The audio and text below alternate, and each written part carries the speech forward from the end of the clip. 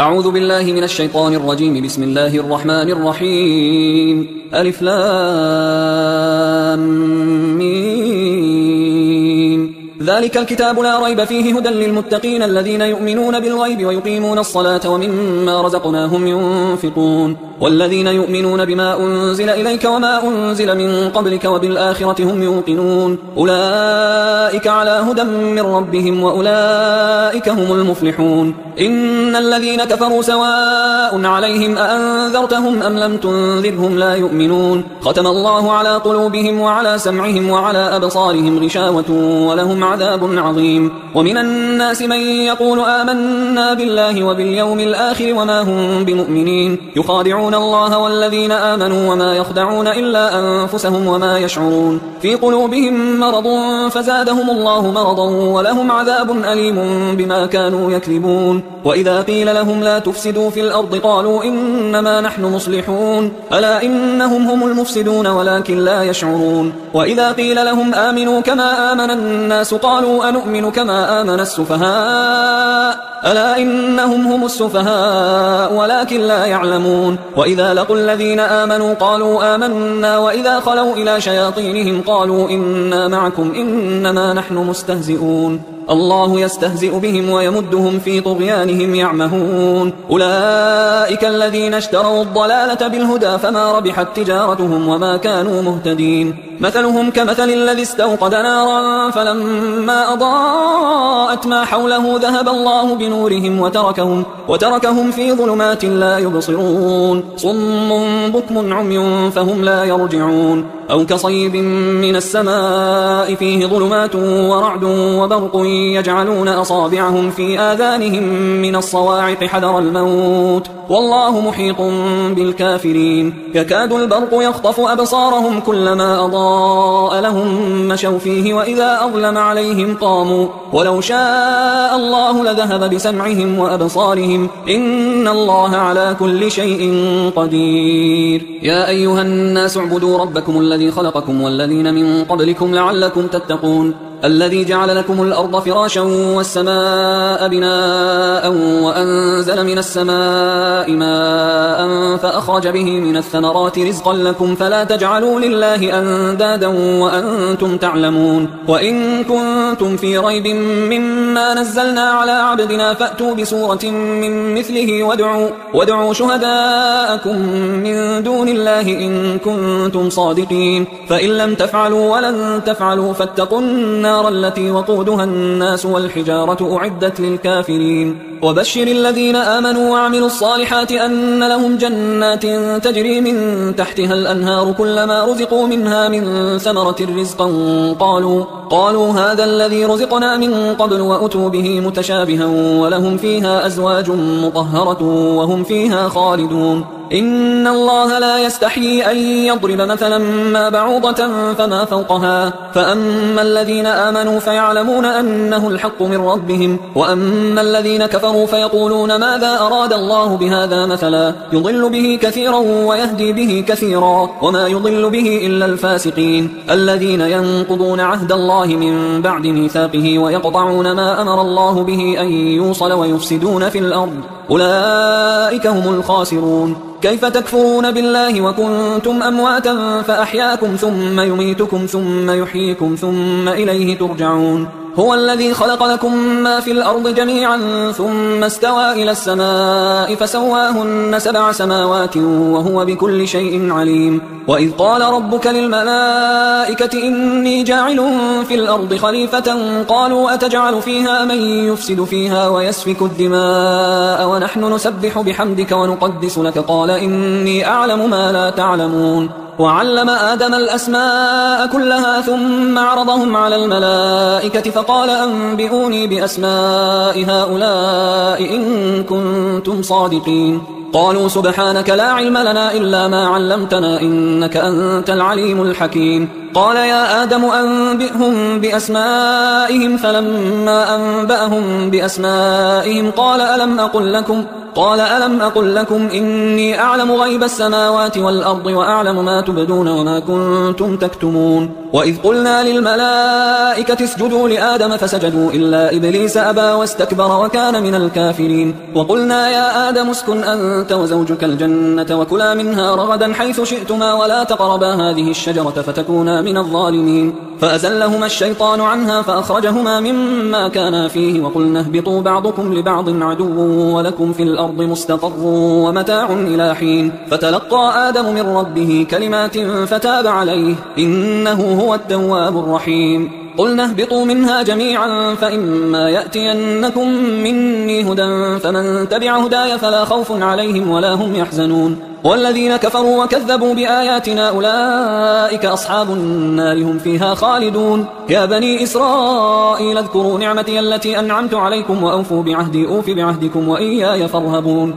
وآمنوا بما أنزلت مصدقا لما معكم ولا تكونوا أول كافر به ولا تشتروا بآياتي ثمنا قليلا وإياي فاتقون. ولا تلبسوا الحق بالباطل وتكتموا الحق وأنتم تعلمون. وأقيموا الصلاة وآتوا الزكاة واركعوا مع الراكعين. أتأمرون الناس بالبر وتنسون أنفسكم وأنتم تتلون الكتاب أفلا تعقلون. واستعينوا بالصبر والصلاة وإنها لكبيرة إلا على الخاشعين الذين يظنون أنهم ملاقو ربهم وأنهم إليه راجعون. يا بني إسرائيل اذكروا نعمتي التي أنعمت عليكم وأني فضلتكم على العالمين. واتقوا يوما لا تجزي نفس عن نفس شيئا ولا يقبل منها شفاعة ولا يؤخذ منها عدل ولا هم ينصرون. وإذ نجيناكم من آل فرعون يسومونكم سوء العذاب يذبحون أبناءكم ويستحيون نساءكم وفي ذلكم بلاء من ربكم عظيم. وإذ فرقنا بكم البحر فأنجيناكم وأغرقنا آل فرعون وأنتم تنظرون. وإذ واعدنا موسى 40 ليلة ثم اتخذتم العجل من بعده وأنتم ظالمون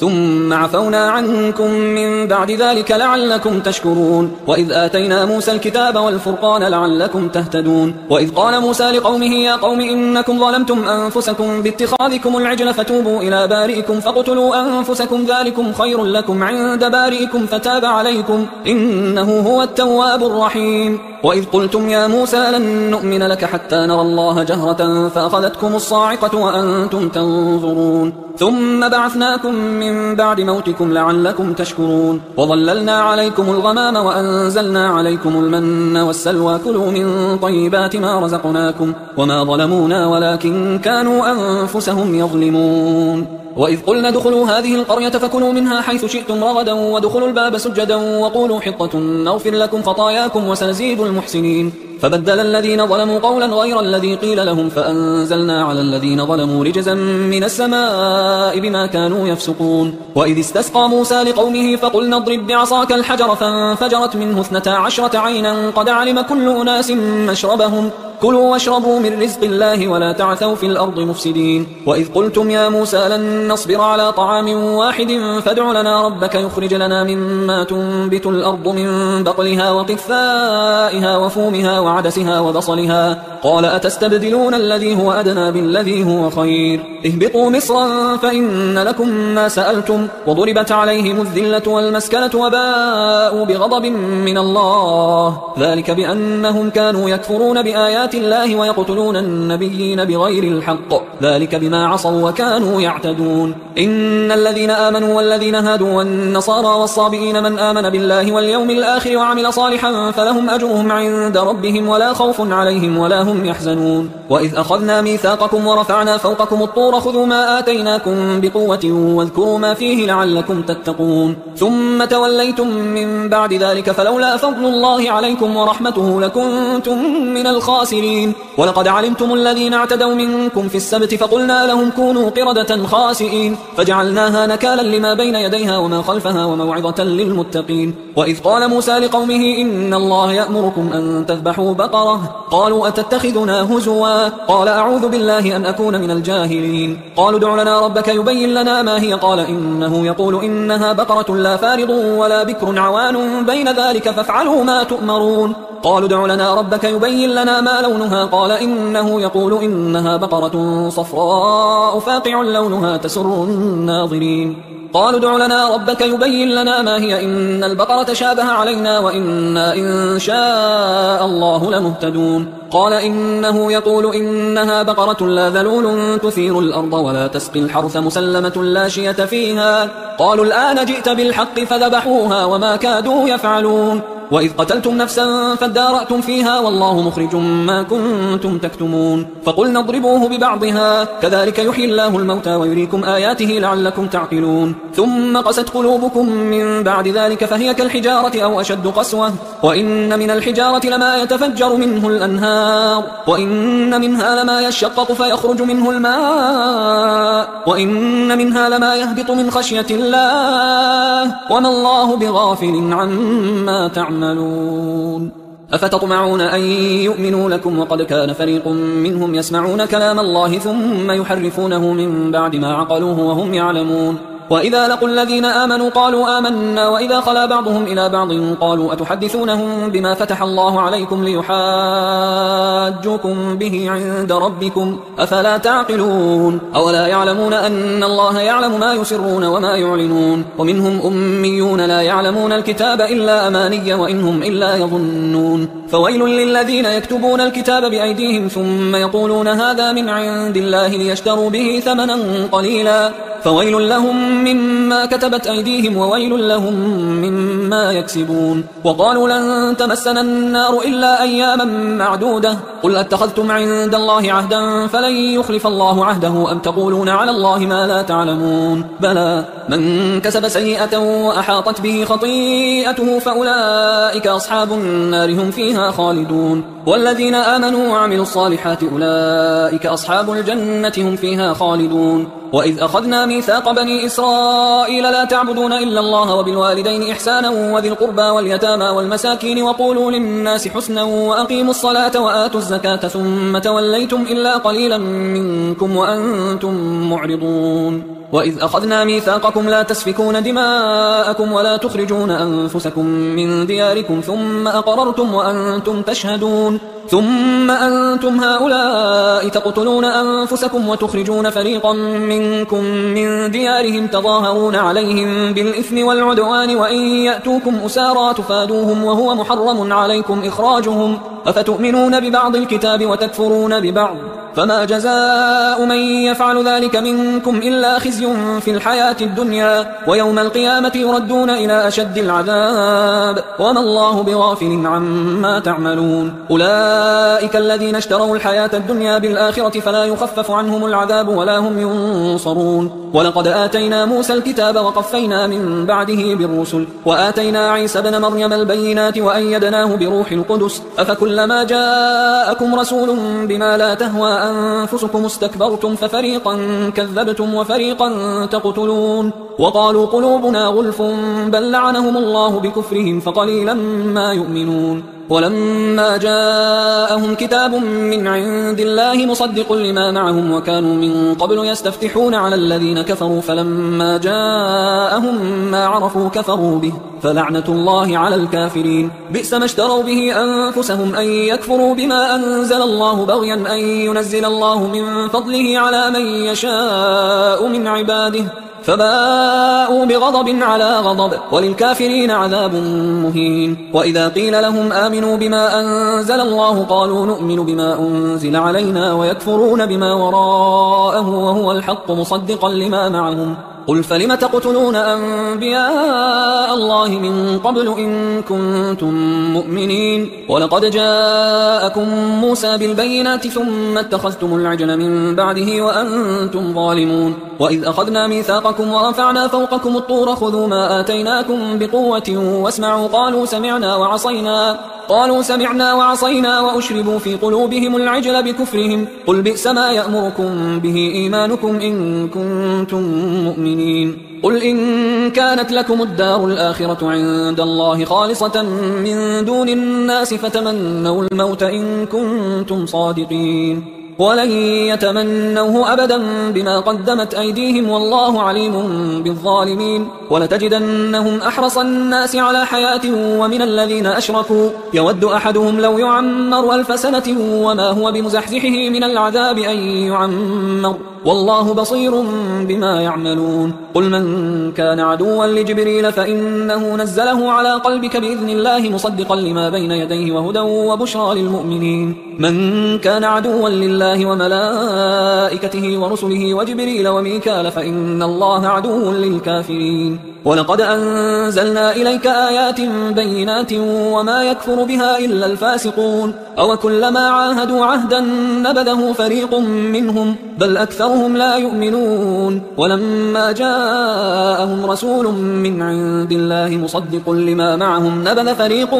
من الذين أوتوا الكتاب كتاب الله وراء ظهورهم كأنهم لا يعلمون واتبعوا ما تتلو الشياطين على ملك سليمان وما كفر سليمان ولكن الشياطين كفروا يعلمون الناس السحر وما أنزل على الملكين ببابل هاروت وماروت وما يعلمان من أحد حتى يقولا إنما نحن فتنة فلا تكفر فيتعلمون منهما ما يفرقون به بين المرء وزوجه وما هم بضارين به من أحد إلا بإذن الله ويتعلمون ما يضرهم ولا ينفعهم ولقد علموا لمن اشتراه ما له في الآخرة من خلاق ولبئس ما شروا به أنفسهم لو كانوا يعلمون ولو أنهم آمنوا واتقوا لمثوبة من عند الله خير لو كانوا يعلمون يا أيها الذين آمنوا لا تقولوا راعنا وقولوا انظرنا واسمعوا وللكافرين عذاب أليم ما يود الذين كفروا من أهل الكتاب ولا المشركين أن ينزل عليكم من خير من ربكم والله يختص برحمته من يشاء والله ذو الفضل العظيم ما ننسخ من آية أو ننسها نأتي بخير منها أو مثلها ألم تعلم أن الله على كل شيء قدير ألم تعلم أن الله له ملك السماوات والأرض وما لكم من دون الله من ولي ولا نصير أم تريدون أن تسألوا رسولكم كما سئل موسى من قبل ومن يتبدل الكفر بالإيمان فقد ضل سواء السبيل ود كثير من أهل الكتاب لو يردونكم من بعد إيمانكم كفارا حسدا من عند أنفسهم من بعد ما تبين لهم الحق فاعفوا واصفحوا حتى يأتي الله بأمره إن الله على كل شيء قدير وأقيموا الصلاة وآتوا الزكاة وما تقدموا لأنفسكم من خير تجدوه عند الله إن الله بما تعملون بصير وقالوا لن يدخل الجنة إلا من كان هودا أو نصارى تلك أمانيهم قل هاتوا برهانكم إن كنتم صادقين بلى من أسلم وجهه لله وهو محسن فله أجره عند ربه ولا خوف عليهم ولا هم يحزنون وقالت اليهود ليست النصارى على شيء وقالت النصارى ليست اليهود على شيء وهم يتلون الكتاب كذلك قال الذين لا يعلمون مثل قولهم فالله يحكم بينهم يوم القيامة فيما كانوا فيه يختلفون ومن أظلم ممن منع مساجد الله أن يذكر فيها اسمه وسعى في خرابها أولئك ما كان لهم أن يدخلوها إلا خائفين لهم في الدنيا خزي ولهم في الآخرة عذاب عظيم ولله المشرق والمغرب فأينما تولوا فثم وجه الله إن الله واسع عليم وقالوا اتخذ الله ولدا سبحانه بل له ما في السماوات والأرض كل له قانتون بديع السماوات والأرض وإذا قضى أمرا فإنما يقول له كن فيكون وقال الذين لا يعلمون لولا يكلمنا الله أو تأتينا آية كذلك قال الذين من قبلهم مثل قولهم تشابهت قلوبهم قد بينا الآيات لقوم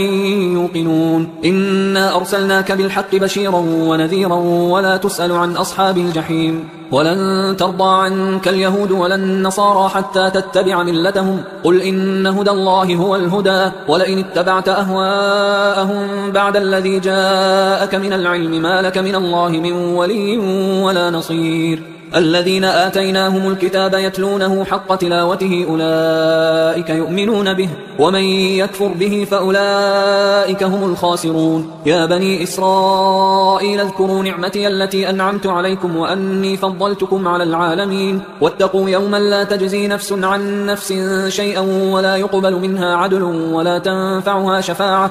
تنفعها شفاعة ولا هم ينصرون وإذ ابتلى إبراهيم ربه بكلمات فأتمهن قال إني جاعلك للناس إماما قال ومن ذريتي قال لا ينال عهد الظالمين وإذ جعلنا البيت مثابة للناس وأمنا واتخذوا من مقام إبراهيم مصلى وعهدنا إلى إبراهيم وإسماعيل أن طهرا بيتي للطائفين والعاكفين والركع السجود وإذ قال إبراهيم رب اجعل هذا بلدا آمنا وارزق أهله من الثمرات من آمن منهم بالله واليوم الآخر قال ومن كفر فأمتعه قليلا ثم أضطره إلى عذاب النار وبئس المصير وإذ يرفع إبراهيم القواعد من البيت وإسماعيل ربنا تقبل منا إنك أنت السميع العليم ربنا وجعلنا مسلمين لك ومن ذريتنا أمة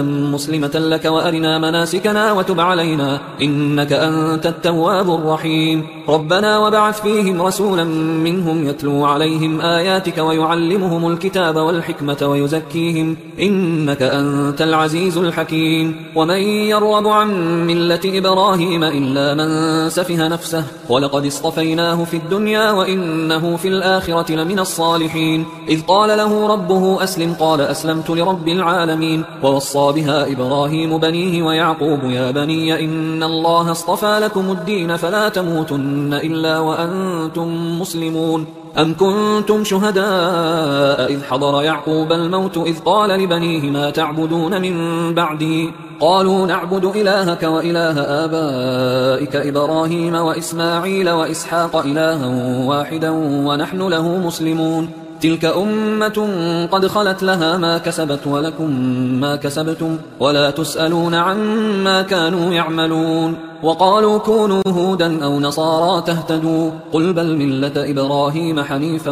وما كان من المشركين قولوا آمنا بالله وما أنزل إلينا وما أنزل إلى إبراهيم وإسماعيل وإسحاق ويعقوب والأسباط وما أوتي موسى وعيسى وما أوتي النبيون من ربهم لا نفرق بين أحد منهم ونحن له مسلمون فإن آمنوا بمثل ما آمنتم به فقد اهتدوا وإن تولوا فإنما هم في شقاق فسيكفيكهم الله وهو السميع العليم صبغة الله ومن أحسن من الله صبغة ونحن له عابدون قل أتحاجوننا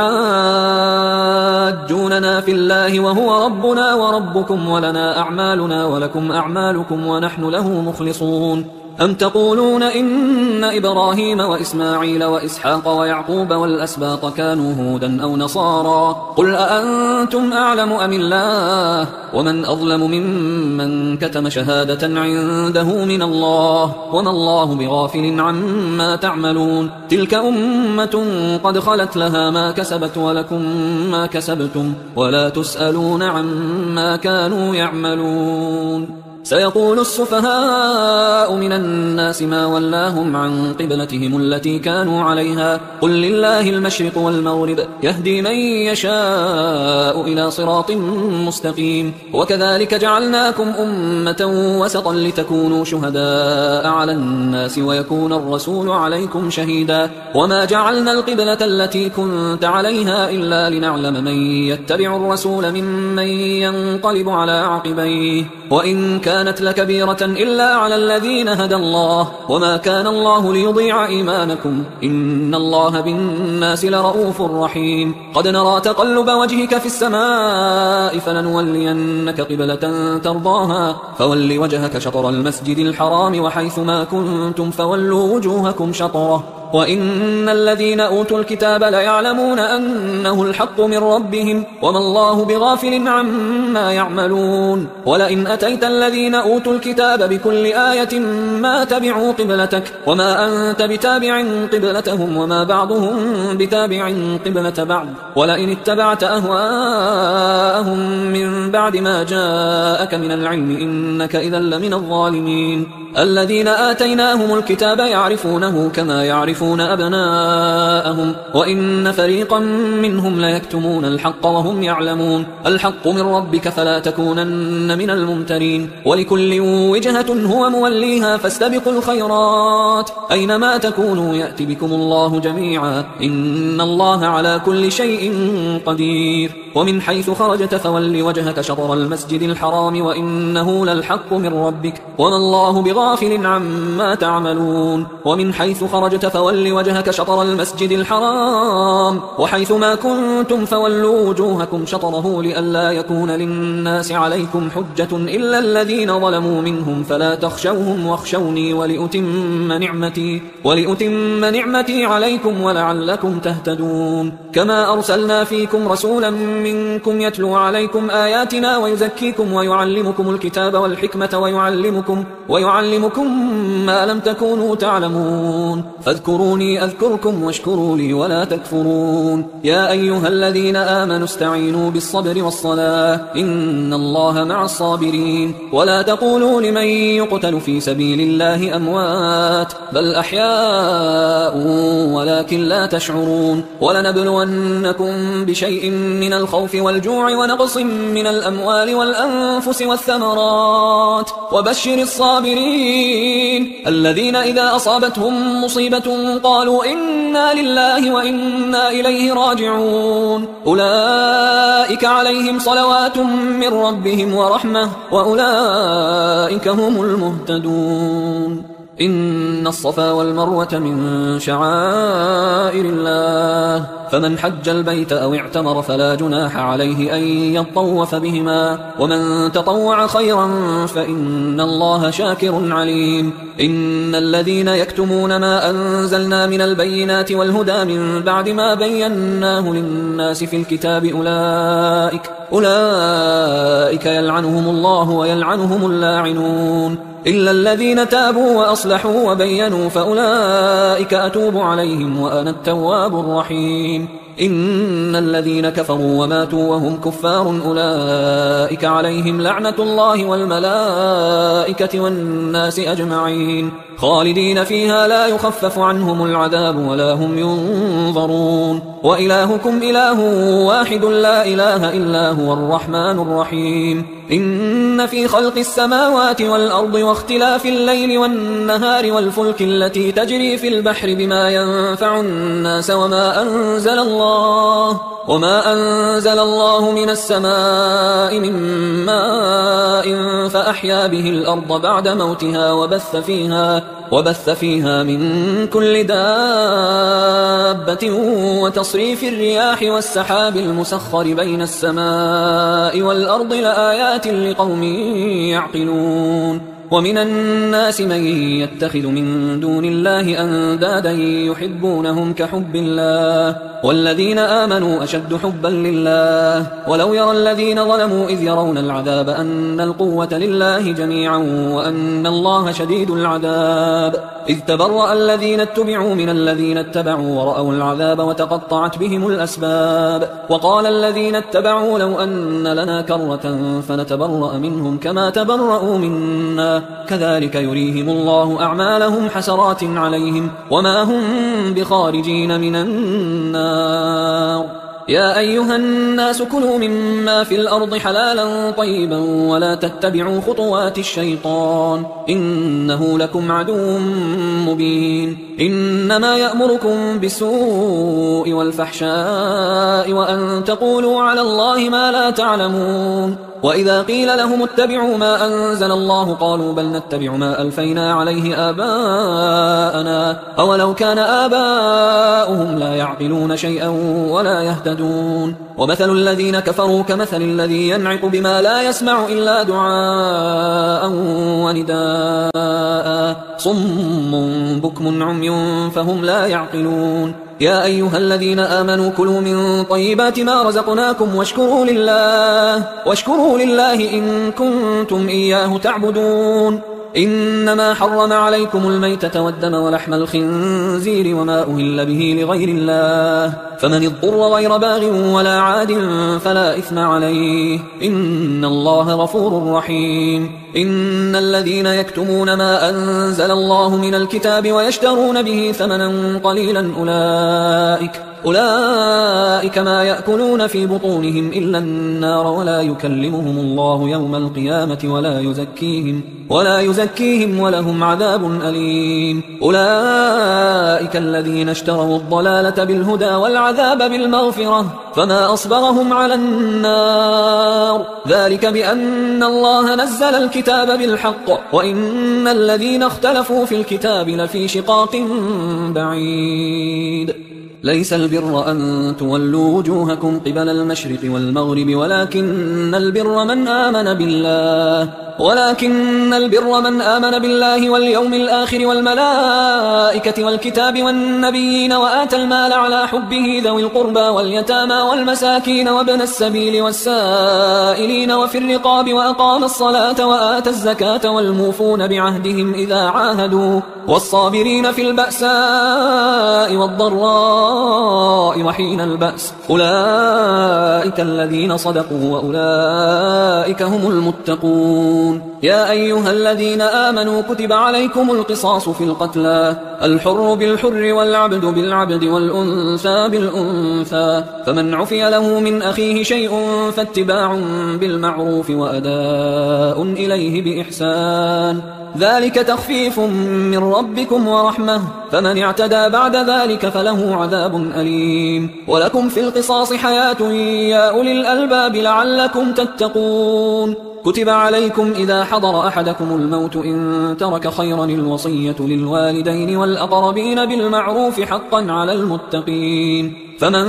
بدله بعدما سمعه فإنما إثمه على الذين يبدلونه إن الله سميع عليم فمن خاف من موص جنفا أو إثما فأصلح بينهم فلا إثم عليه إن الله غفور رحيم يا أيها الذين آمنوا كتب عليكم الصيام كما كتب على الذين من قبلكم لعلكم تتقون أياما معدودات فمن كان منكم مريضا أو على سفر فعدة من أيام أخر وعلى الذين يطيقونه فدية طعام مسكين فمن تطوع خيرا فهو خير له وأن تصوموا خير لكم إن كنتم تعلمون شهر رمضان الذي أنزل فيه القرآن هدى للناس وبينات من الهدى والفرقان فمن شهد منكم الشهر فليصم ومن كان مريضا أو على سفر فعدة من أيام أخر يريد الله بكم اليسر ولا يريد بكم العسر ولتكملوا العدة ولتكبروا الله على ما هداكم ولعلكم تشكرون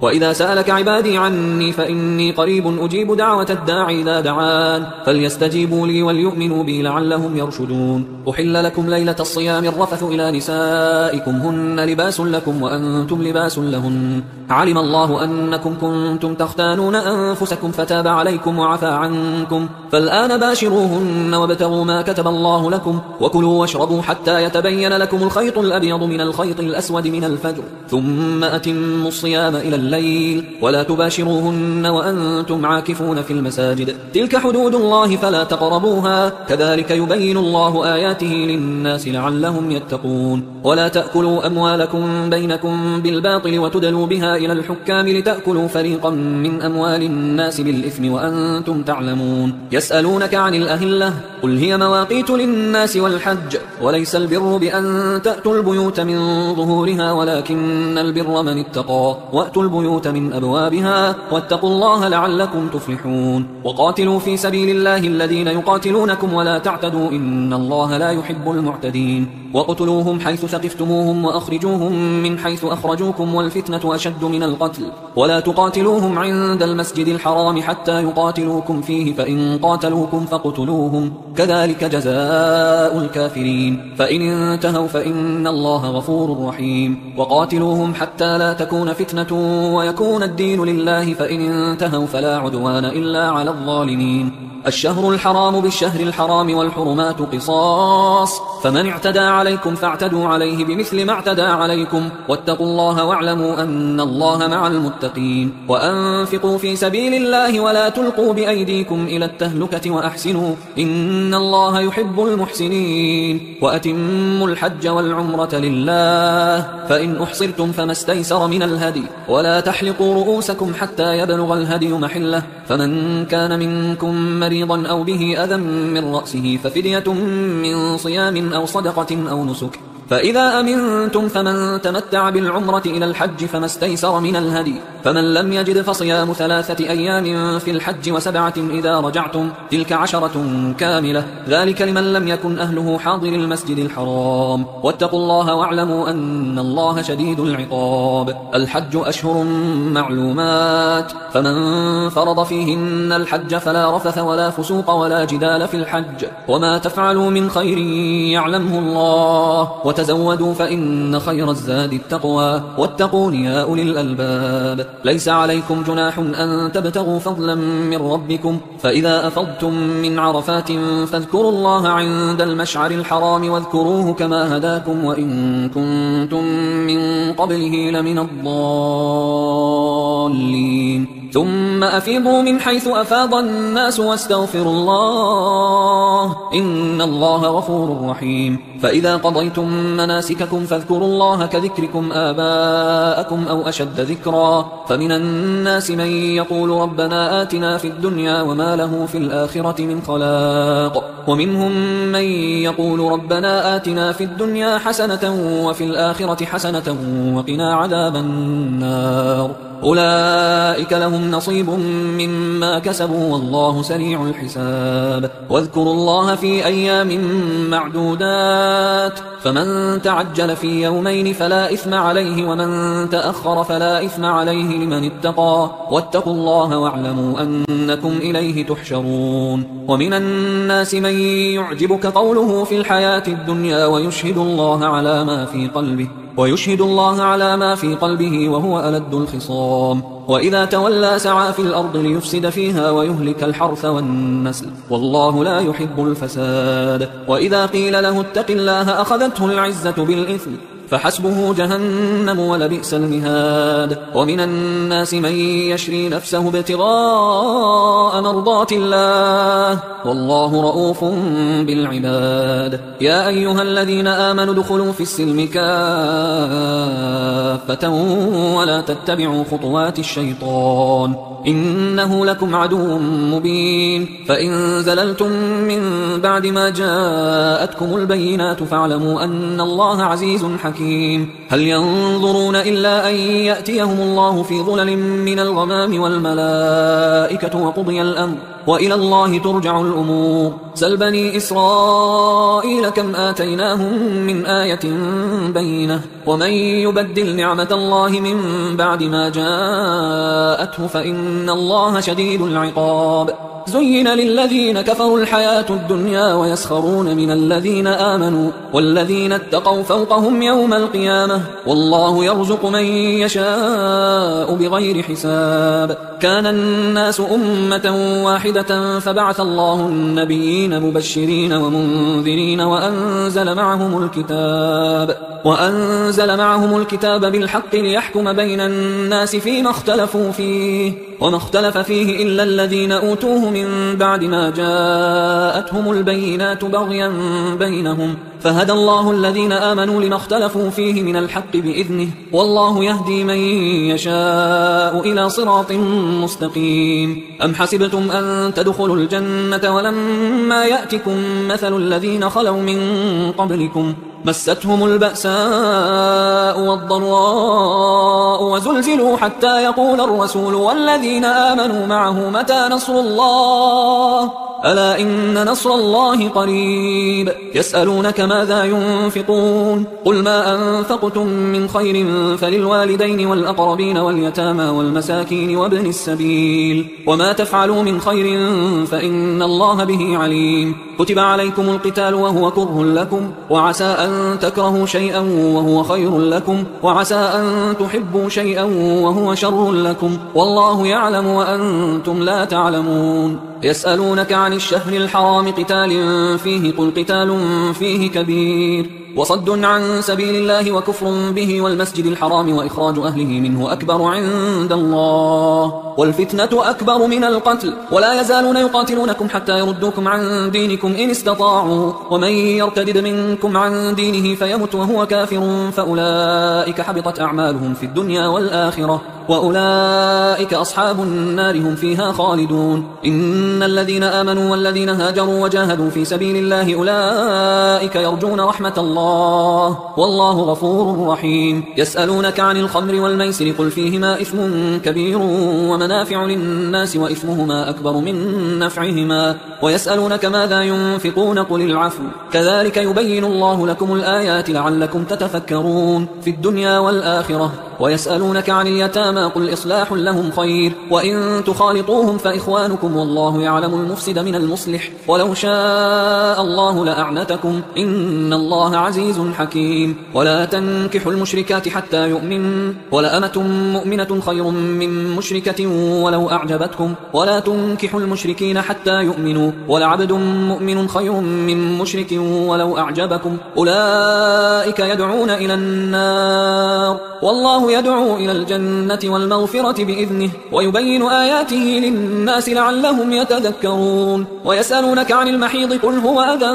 فاعتزلوا النساء في المحيض ولا تقربوهن حتى يطهرن فإذا تطهرن فأتوهن من حيث أمركم الله إن الله يحب التوابين ويحب المتطهرين نساؤكم حرث لكم فأتوا حرثكم أنى شئتم وقدموا لأنفسكم واتقوا الله واعلموا أنكم ملاقوه وبشر المؤمنين ولا تجعلوا الله عرضة لأيمانكم أن تبروا وتتقوا وتصلحوا بين الناس والله سميع عليم لا يؤاخذكم الله باللغو في أيمانكم ولكن يؤاخذكم بما كسبت قلوبكم والله غفور حليم للذين يؤلون من نسائهم تربص 4 أشهر فإن فاءوا فإن الله غفور رحيم وإن عزموا الطلاق فإن الله سميع عليم والمطلقات يتربصن بأنفسهن 3 قروء ولا يحل لهن أن يكتمن ما خلق الله في أرحامهن إن كن يؤمن بالله واليوم الآخر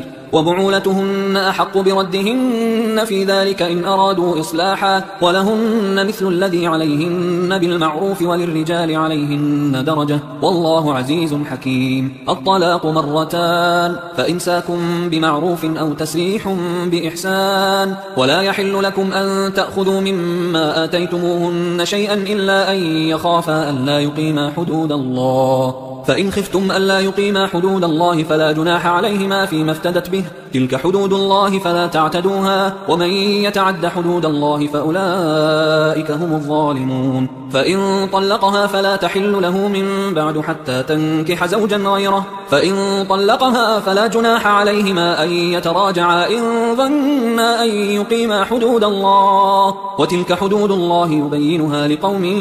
يعلمون وإذا طلقتم النساء فبلغن أجلهن فأمسكوهن بمعروف أو سرحوهن بمعروف ولا تمسكوهن ضرارا لتعتدوا ومن يفعل ذلك فقد ظلم نفسه ولا تتخذوا آيات الله هزوا واذكروا نعمة الله عليكم وما أنزل عليكم من الكتاب والحكمة يعظكم به واتقوا الله واعلموا أن الله بكل شيء عليم وإذا طلقتم النساء فبلغن أجلهن فلا تعضلوهن أن ينكحن أزواجهن إذا تراضوا بينهم بالمعروف ذلك يوعظ به من كان منكم يؤمن بالله واليوم الآخر ذلكم أزكى لكم وأطهر والله يعلم وأنتم لا تعلمون والوالدات يرضعن أولادهن حولين كاملين لمن أراد أن يتم الرضاعة وعلى المولود له رزقهن وكسوتهن بالمعروف لا تكلف نفس إلا وسعها لا تضار تضار والدة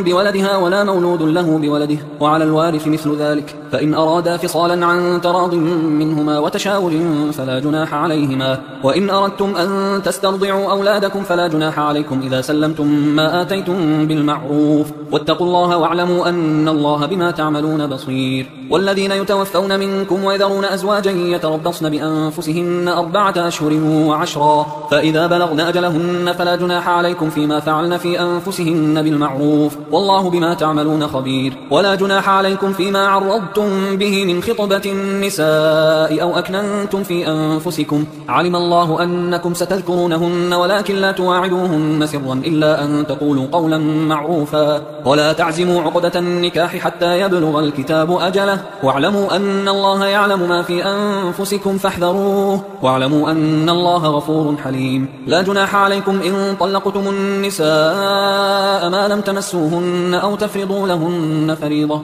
ومتعوهن على الموسع قدره وعلى المقتر قدره متاعا بالمعروف حقا على المحسنين. وإن طلقتموهن من قبل أن تمسوهن وقد فرضتم لهن فريضة فنصف ما فرضتم إلا أن يعفون أو يعفو الذي بيده عقدة النكاح، وأن تعفوا أقرب للتقوى، ولا تنسوا الفضل بينكم، إن الله بما تعملون بصير. حافظوا على الصلوات والصلاة الوسطى وقوموا لله قانتين، فإن خفتم فرجالا أو ركبانا، فإذا أمنتم فاذكروا الله كما علمكم ما لم تكونوا تعلمون. والذين يتوفون منكم ويذرون أزواجا وصية لأزواجهم متاعا إلى الحول غير إخراج، فإن خرجن فلا جناح عليكم فيما فعلن في أنفسهن من معروف، والله عزيز حكيم. وللمطلقات متاع بالمعروف حقا على المتقين، كذلك يبين الله لكم آياته لعلكم تعقلون. ألم تر إلى الذين خرجوا من ديارهم وهم ألوف حذر الموت فقال لهم الله موتوا ثم أحياهم، إن الله لذو فضل على الناس ولكن أكثر الناس لا يشكرون. وقاتلوا في سبيل الله واعلموا أن الله سميع عليم. من ذا الذي يقرض الله قرضا حسنا فيضاعفه له أضعافا كثيرة، والله يقبض ويبسط وإليه ترجعون. ألم تر إلى الملأ من بني إسرائيل من بعد موسى إذ قالوا لنبي له مبعث لنا ملكا نقاتل في سبيل الله، قال هل عسيتم إن كتب عليكم القتال ألا تقاتلوا؟ قالوا وما لنا ألا نقاتل في سبيل الله وقد أخرجنا من ديارنا وأبنائنا، فلما كتب عليهم القتال تولوا إلا قليلا منهم، والله عليم بالظالمين. وقال لهم نبيهم إن الله قد بعث لكم طالوت ملكا، قالوا أنى يكون له الملك علينا ونحن أحق بالملك منه ولم يؤت سعة من المال، قال إن الله اصطفاه عليكم وزاده بسطة في العلم والجسم، والله يؤتي ملكه من يشاء والله واسع عليم. وقال لهم نبيهم إن آية ملكه أن يأتيكم التابوت فيه سكينة من ربكم وبقية مما ترك آل موسى وآل هارون تحمله الملائكة، إن في ذلك لآية لكم إن كنتم مؤمنين. فلما فصل طالوت بالجنود قال إن الله مبتليكم بنهر فمن شرب منه فليس مني ومن لم يطعمه فإنه مني إلا من اغترف غرفة بيده، فشربوا منه إلا قليلا منهم. فلما جاوزه هو والذين آمنوا معه قالوا لا طاقة لنا اليوم بجالوت وجنوده، قال الذين يظنون أنهم ملاقوا الله كم من فئة قليلة غلبت فئة كثيرة بإذن الله والله مع الصابرين. ولما برزوا لجالوت وجنوده قالوا ربنا أفرغ علينا صبرا وثبت أقدامنا وانصرنا على القوم الكافرين، فهزموهم بإذن الله. وقتل داود جالوت وآتاه الله الملك والحكمة وعلمه مما يشاء، ولولا دفع الله الناس بعضهم ببعض لفسدت الأرض ولكن الله ذو فضل على العالمين. تلك آيات الله نتلوها عليك بالحق وإنك لمن المرسلين. تلك الرسل فضلنا بعضهم على بعض، منهم من كلم الله ورفع بعضهم درجات، وآتينا عيسى بن مريم البينات وأيدناه بروح القدس، ولو شاء الله ما اقتتل الذين من بعدهم من بعد ما جاءتهم البينات ولكن اختلفوا فمنهم من آمن ومنهم من كفر، ولو شاء الله ما اقتتلوا ولكن الله يفعل ما يريد. يا أيها الذين آمنوا أنفقوا مما رزقناكم من قبل أن يأتي يوم لا بيع فيه ولا خلة ولا شفاعة والكافرون هم الظالمون. الله لا إله إلا هو الحي القيوم لا تأخذه سنة ولا نوم له ما في السماوات وما في الأرض من ذا الذي يشفع عنده إلا بإذنه يعلم ما بين أيديهم وما خلفهم ولا يحيطون بشيء من علمه إلا بما شاء وسع كرسيه السماوات والأرض ولا يؤوده حفظهما وهو العلي العظيم لا إكراه في الدين قد تبين الرشد من الغي فمن يكفر بالطاغوت ويؤمن بالله فقد استمسك بالعروة الوثقى لا انفصام لها والله سميع عليم الله ولي الذين آمنوا يخرجهم من الظلمات إلى النور والذين كفروا أولياؤهم الطاغوت يخرجونهم من النور إلى الظلمات أولئك أصحاب النار هم فيها خالدون ألم تر إلى الذي حاج إبراهيم في ربه أن آتاه الله الملك إذ قال إبراهيم ربي الذي يحيي ويميت قال أنا أحيي وأميت قال إبراهيم فإن الله يأتي بالشمس من المشرق فأت بها من المغرب فبهت الذي كفر والله لا يهدي القوم الظالمين أو كالذي مر على قرية وهي خاوية على عروشها قال أنى يحيي هذه الله بعد موتها فأماته الله 100 عام ثم بعثه قال كم لبثت قال لبثت يوما أو بعض يوم قال بل لبثت 100 عام فانظر إلى طعامك وشرابك لم يتسنه وانظر إلى حمارك ولنجعلك آية للناس وانظر إلى العظام كيف ننشزها ثم نكسوها لحما فلما تبين له قال أعلم أن الله على كل شيء قدير وإذ قال إبراهيم رب أرني كيف تحيي الموتى قال أولم تؤمن قال بلى ولكن ليطمئن قلبي قال فخذ 4 من الطير فصرهن إليك ثم اجعل على كل جبل منهن جزءا ثم ادعهن يأتينك سعيا واعلم أن الله عزيز حكيم مثل الذين ينفقون أموالهم في سبيل الله كمثل حبة أنبتت 7 سنابل في كل سنبلة 100 حبة والله يضاعف لمن يشاء والله واسع عليم الذين ينفقون أموالهم في سبيل الله ثم لا يتبعون ما أنفقوا منا ولا أذى لهم أجرهم عند ربهم ولا خوف عليهم ولا هم يحزنون قول معروف ومغفرة خير من صدقة يتبعها أذى والله غني حليم يا أيها الذين آمنوا لا تبطلوا صدقاتكم بالمن والأذى كالذي ينفق ماله رئاء الناس ولا يؤمن بالله واليوم الآخر فمثله كمثل صفوان عليه تراب فأصابه وابل فتركه صلدا لا يقدرون على شيء مما كسبوا والله لا يهدي القوم الكافرين ومثل الذين ينفقون أموالهم ابتغاء مرضات الله وتثبيتا من أنفسهم كمثل جنة بربوة أصابها وابل فآتت أكلها ضعفين فإن لم يصبها وابل فطل والله بما تعملون بصير أيود أحدكم أن تكون له جنة من نخيل وأعناب تجري من تحتها الأنهار له فيها من كل الثمرات وأصابه الكبر وله ذرية ضعفاء فأصابها إعصار فيه نار فاحترقت كذلك يبين الله لكم الآيات لعلكم تتفكرون يا أيها الذين آمنوا أنفقوا من طيبات ما كسبتم ومما أخرجنا لكم من الأرض ولا تيمموا الخبيث منه تنفقون ولستم بآخذيه إلا أن تغمضوا فيه واعلموا أن الله غني حميد الشيطان يعدكم الفقر ويأمركم بالفحشاء والله يعدكم مغفرة منه وفضلا والله واسع عليم يؤتي الحكمة من يشاء ومن يؤت الحكمة فقد أوتي خيرا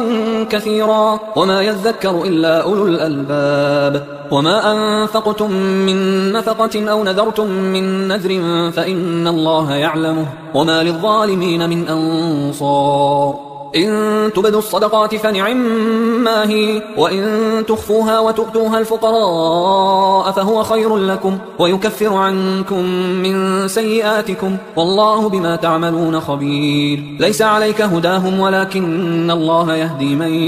يشاء وما تنفقوا من خير فلأنفسكم وما تنفقون إلا ابتغاء وجه الله وما تنفقوا من خير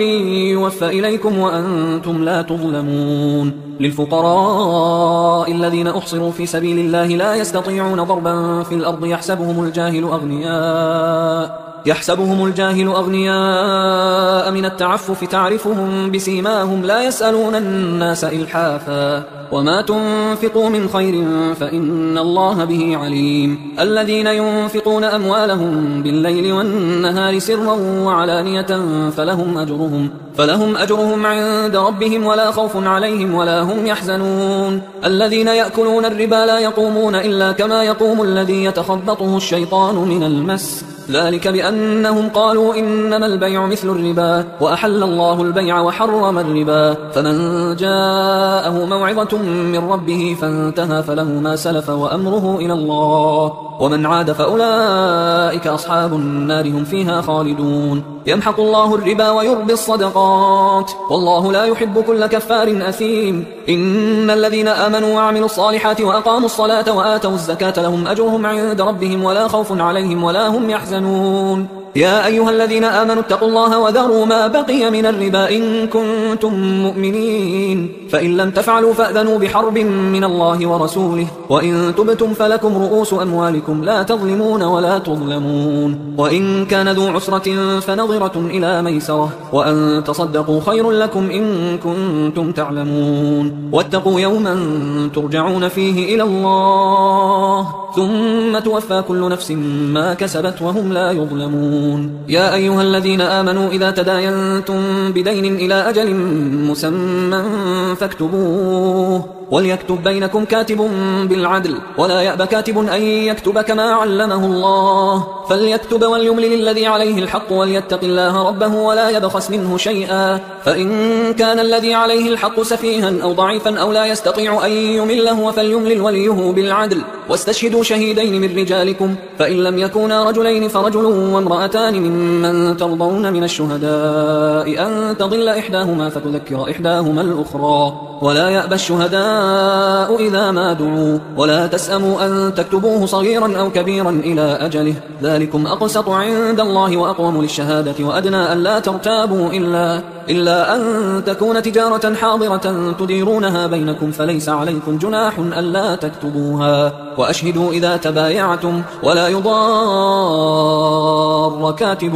ولا شهيد وإن تفعلوا فإنه فسوق بكم واتقوا الله ويعلمكم الله والله بكل شيء عليم وإن كنتم على سفر ولم تجدوا كاتبا فرهان مقبوضة فإن أمن بعضكم بعضا فليؤدي الذي اؤتمن أمانته وليتق الله ربه ولا تكتموا الشهادة ومن يكتمها فإنه آثم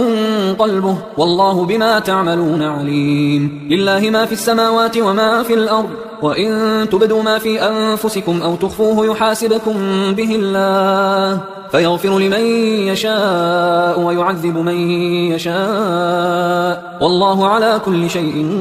قدير آمن الرسول بما أنزل إليه من ربه والمؤمنون كل آمن بالله وملائكته وكتبه ورسله لا نفرق بين أحد من رسله وقالوا سمعنا وأطعنا غفرانك ربنا وإليك المصير لا يكلف الله نفسا إلا وسعها لها ما كسبت وعليها ما اكتسبت ربنا لا تؤاخذنا إن نسينا أو أخطأنا ربنا ولا تحمل علينا إصرا كما حملته على الذين من قبلنا ربنا ولا تحملنا ما لا طاقة لنا به واعف عنا واغفر لنا وارحمنا أنت مولانا فانصرنا على القوم الكافرين